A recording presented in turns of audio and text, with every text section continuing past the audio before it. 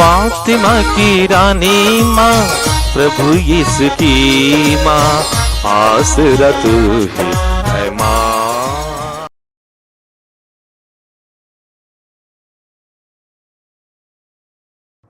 पहला पाठ कलोसियों के नाम संत पौलुस का पत्र, अध्याय 1, पद संख्याएं 21 से 23 तक। आप लोग भी अपने कुकर्मों के कारण ईश्वर से दूर हो गए थे और आपके मन में ईश्वर की शत्रुता भर गई थी। किंतु अब मसीह ने अपने मरणशील शरीर की मृत्यु द्वारा ईश्वर से आपका मेल कराया है, जिससे वह आपको पवित्र, निर्दोष तथा अनिंद्य बनाकर ईश्वर के सामने प्रस्तुत कर सकें। किंतु आपको विश्वास में दृढ़ और अटल बना रहना चाहिए और उस आशा से विचलित नहीं होना चाहिए जो आपको सुसमाचार द्वारा दिलाई गई है। वह सुसमाचार आकाश के नीचे की समस्त सृष्टि को सुनाया गया है और मैं पौलुस उसका सेवक बना हूँ। प्रभु की वाणी। ईश्वर को धन्यवाद। भजन अनुवाक्य। अब ईश्वर स्वयं मेरा सहायक है। अब ईश्वर स्वयं मेरा सहायक है। हे ईश्वर, अपने नाम द्वारा मुझे बचा, अपने सामर्थ्य से मुझे न्याय दिला। हे ईश्वर, मेरी प्रार्थना सुनने और मेरे शब्दों पर ध्यान देने की कृपा कर। अनुवाक्य। अब ईश्वर स्वयं मेरा सहायक है। अब ईश्वर स्वयं मेरा सहायक है। अब ईश्वर स्वयं मेरा सहायक है। प्रभु मेरे जीवन का आधार है। मैं सारे हृदय से तुझे बलिदान चढ़ाऊंगा। मैं तुझे धन्य कहूँगा, क्योंकि तू भला है। अनुवाक्य। अब ईश्वर स्वयं मेरा सहायक है। अब ईश्वर स्वयं मेरा सहायक है। जय घोष। हालेलुया। प्रभु कहते हैं, मार्ग, सत्य और जीवन मैं हूँ। मुझसे होकर गए बिना कोई पिता के पास नहीं आ सकता। हालेलुया। प्रभु आप लोगों के साथ हो और आपकी आत्मा के साथ। संत लूकस के अनुसार पवित्र सुसमाचार। हे प्रभु तेरी महिमा हो। अध्याय 6 पद संख्याएं 1 से 5 तक। यीशु किसी विश्राम के दिन गेहूं के खेतों से होकर जा रहे थे। उनके शिष्य बालें तोड़कर और हाथ से मसलकर खाते थे। कुछ फरीसियों ने कहा, जो काम विश्राम के दिन मना है, तुम लोग वही क्यों कर रहे हो? यीशु ने उन्हें उत्तर दिया, क्या तुम लोगों ने यह नहीं पढ़ा कि जब दाऊद और उसके साथियों को भूख लगी तो दाऊद ने क्या किया था? उसने इस मंदिर में जाकर भेंट की रोटियां उठा ली, उन्हें स्वयं खाया तथा अपने साथियों को भी खिलाया। याजकों को छोड़ किसी और को उन्हें खाने की आज्ञा तो नहीं है। और यीशु ने उनसे कहा, मानव पुत्र विश्राम के दिन का स्वामी है। प्रभु का सुसमाचार। हे क्रिस्त तेरी स्तुति हो। क्रिस्त में प्रिय भाई और बहनों, आज का पहला पाठ कलोसियों के नाम संत पौलुस के पत्र से हैं। अध्याय 1 पद संख्याएं 21 से 23 तक। इसमें हमने सुना संत पौलुस लिखते हैं, आप लोग भी अपने कुकर्मों के कारण ईश्वर से दूर हो गए थे और आपके मन में ईश्वर की शत्रुता भर गई थी। किंतु अब मसीह ने अपने मरणशील शरीर की मृत्यु द्वारा ईश्वर से आपका मेल कराया है, जिससे वह आपको पवित्र, निर्दोष और अनिंद्य बनाकर ईश्वर के सामने प्रस्तुत कर सके। किंतु आपको विश्वास में दृढ़ और अटल बना रहना चाहिए और उस आशा से विचलित नहीं होना चाहिए जो आपको सुसमाचार द्वारा दिलाई गई है। वह सुसमाचार आकाश के नीचे की समस्त सृष्टि को सुनाया गया है और मैं पौलुस उसका सेवक बना हूँ। भाई और बहनों, संत पौलुस ने कलोसियों के बीच में जाकर सुसमाचार नहीं सुनाया था। उनके देशवासी एपाफ्रास ने जाकर सुसमाचार सुनाया और कुछ यहूदी लोग विश्वासी बन गए। अधिकांश विश्वासी गैर यहूदी थे।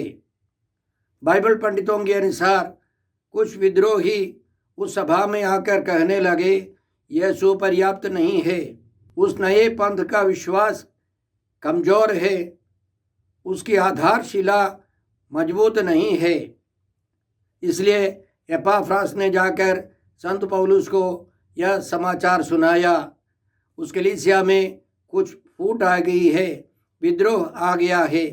इसलिए संत पौलुस ने यह पत्र लिखा कि प्रभु यीशु पर्याप्त है, वह सर्वोच्च ईश्वर के इकलौते पुत्र है।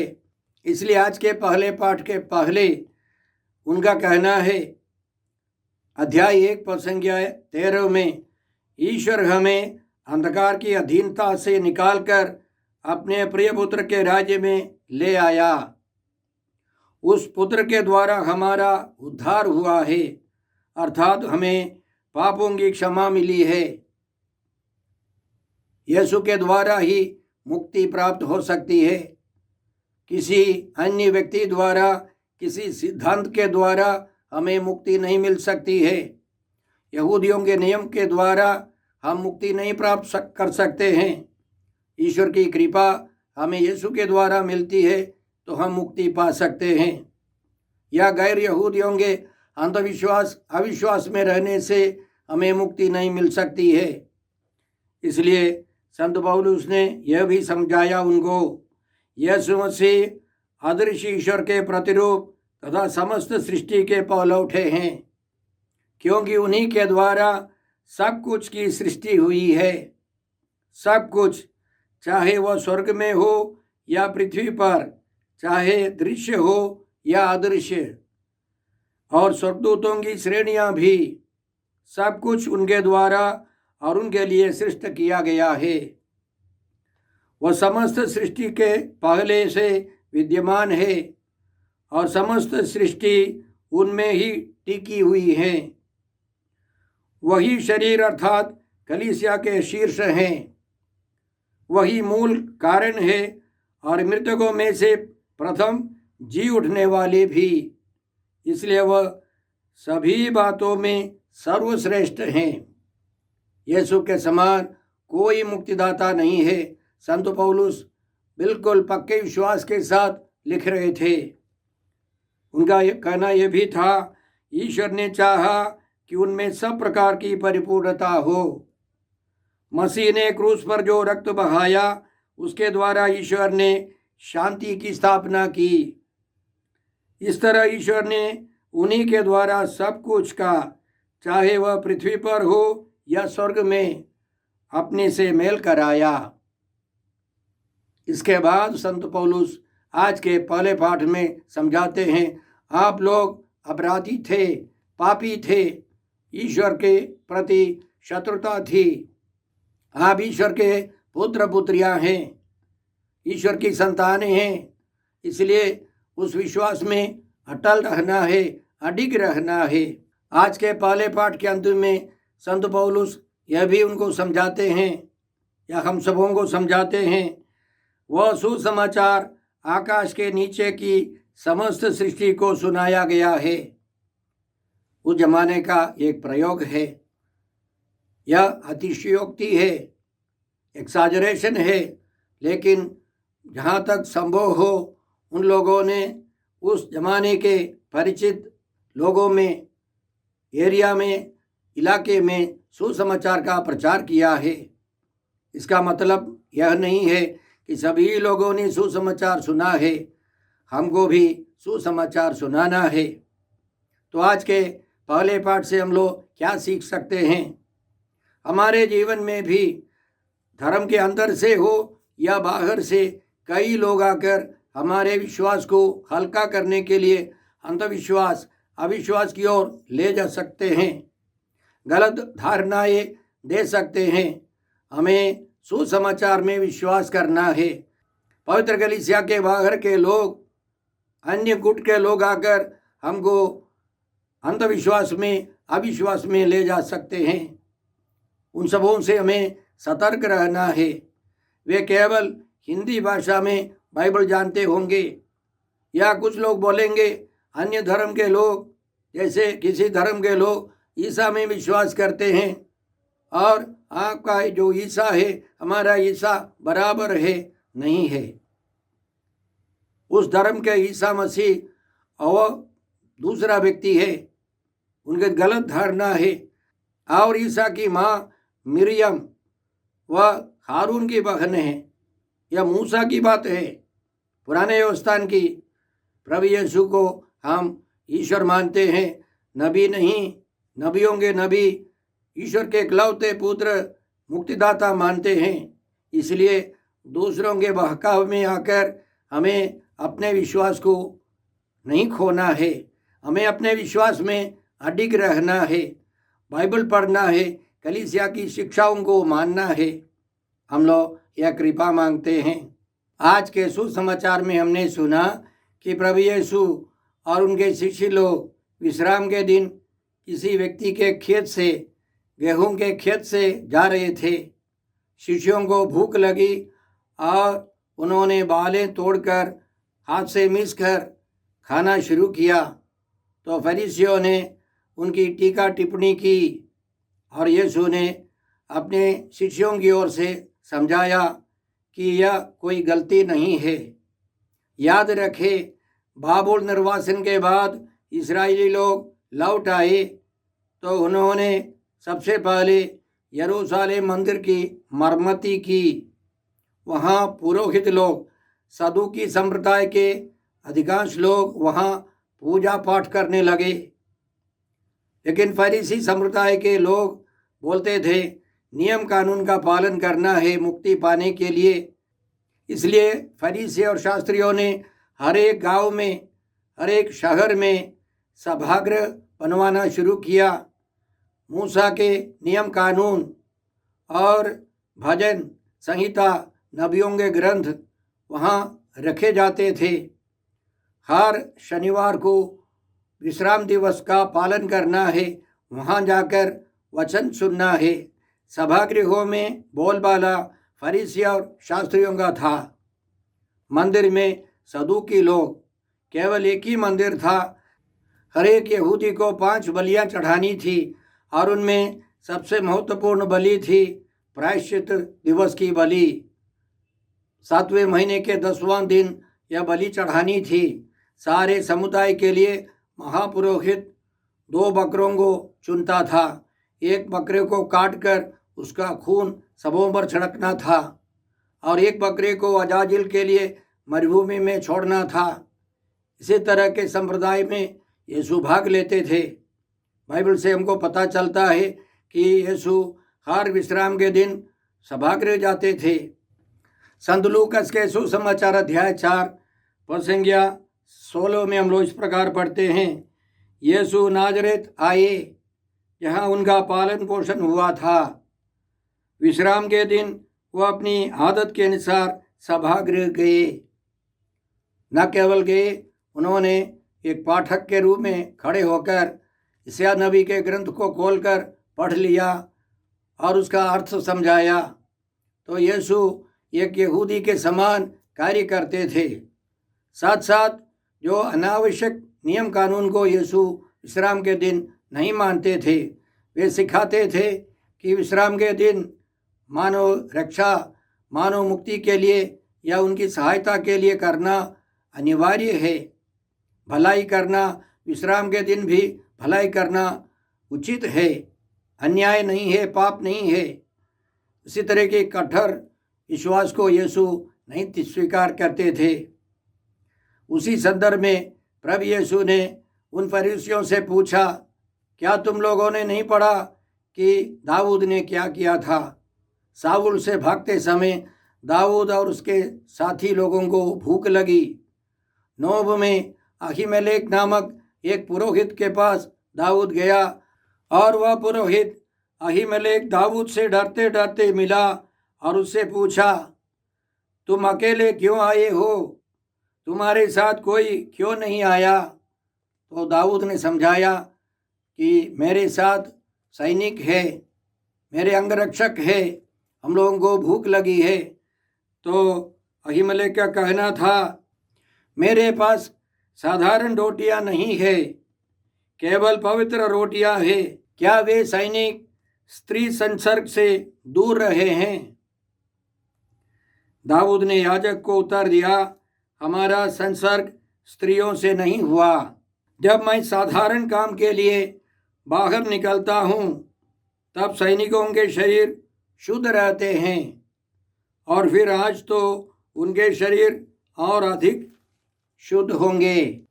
इस पर याजक ने उसे पवित्र रोटियां दे दी, क्योंकि वहाँ केवल भेंट की ही रोटियां थी, जो प्रभु के सामने से ताजी रोटियां रखने के समय उठा ली जाती हैं। हर विश्राम के दिन नई रोटियों को रखनी थी। पुरानी रोटियां पुरोहित खाते थे, और उस पुरोहित अहीमेलेक ने दाऊद को, क्योंकि वह राजा है, रोटियां दे दी। दाऊद के सैनिकों को भी दे दी, उनको खाने के लिए मिला, उनकी भूख मिट गई, उनके प्राण बच गए। इस घटना को लेकर प्रभु यीशु ने उन फरीसियों को समझाया कि विश्राम के दिन भलाई करना अच्छा है, करना है। उसके अलावा प्रभु यीशु यह भी सूचित करते हैं, वे राजा के गोत्र में आए हैं, राजाओं के अधिराज है। यदि राजा दाऊद और उनके सैनिक भेंट की रोटियां खा सकते हैं, राजाओं के अधिराज प्रभु यीशु और उनके अनुयायी क्यों नहीं खा सकते हैं? क्यों नहीं विश्राम के दिन बालें तोड़कर मिस नहीं सकते? प्रभु यीशु अंतिम में कहते हैं, मानव पुत्र जो मुक्तिदाता आने वाले वही यीशु मसीह विश्राम के मालिक है। उन्होंने यह नियम कानून दिया था। याद रखें, निर्गमन ग्रंथ अध्याय 20 में ईश्वर का नियम था, विश्राम दिवस को पवित्र मानने का ध्यान रखो। तुम 6 दिनों तक परिश्रम करते रहो और अपना सब काम करो, परंतु 7वां दिन तुम्हारे प्रभु ईश्वर के आदर में विश्राम का दिन है। उस दिन ना तो तुम कोई काम करो, ना तुम्हारा पुत्र, ना तुम्हारी पुत्री, ना तुम्हारा नौकर, ना तुम्हारी नौकरानी, ना तुम्हारे चौपाए, और ना तुम्हारे शहर में रहने वाला परदेशी। सबों को ईश्वर की आराधना करनी है, ईश्वर के साथ रहने का दिन है, और उस दिन ईश्वर से जुड़े रहने का दिन है। सप्ताह के 6 दिन परिश्रम कर सकते हैं, 7वां दिन प्रभु के लिए अर्पित दिन है। और प्रभु यीशु यह भी कहते हैं, मैं मानव पुत्र विश्राम दिवस का मालिक है, वह राजाओं के अधिराज है, मुक्तिदाता है। और इसलिए यीशु यह सूचित करते हैं कि उनके पुनरुत्थान के बाद विश्राम दिवस रविवार को होगा। हम लोग संत मार्कुस के सुसमाचार के अंतिम में पढ़ते हैं, सप्ताह के प्रथम दिन प्रभु यीशु जी उठे। इसलिए संत पौलुस कुरिन्थियों के नाम पहले पत्र अध्याय 16 पद संख्या 2 में इसी तरह लिखते हैं, आप लोगों में हर एक प्रति इतवार को अपनी आय के अनुसार कुछ अलग कर दे, और अपने यहाँ सुरक्षित रखे। इस तरह मेरे पहुँचने के बाद ही चंदा जमा करने की जरूरत नहीं होगी। सामूहिक आराधना रविवार को होती थी और उस आराधना के समय चंदा लेते थे। सुसमाचार के प्रचार के लिए, गरीबों की सेवा के लिए यह कलीसिया की परंपरा थी। तो आज के सुसमाचार के द्वारा प्रभु यीशु हमको सिखाते हैं कि हमें ईश्वर की आराधना करनी है। रविवार के दिन सामूहिक आराधना में मिसा बलिदान में भाग लेना है। लेकिन उसी दिन कोई बीमार पड़ जाए, उसकी सेवा होनी चाहिए, उसका इलाज होना चाहिए। विश्राम के दिन भलाई करनी है, भलाई को रोकना नहीं। इसलिए हम कृपा मांगते हैं कि हमें यीशु का मनोभाव मिले, हम फरीसियों के समान जीवन नहीं बिताए। आइए हम प्रार्थना करते हैं।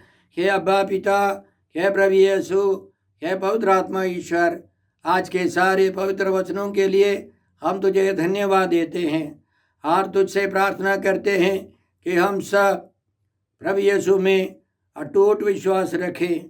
प्रभु यीशु के आदेशों के अनुसार, उनके मनोभावों के अनुसार हम लोग जीवन बिता सके।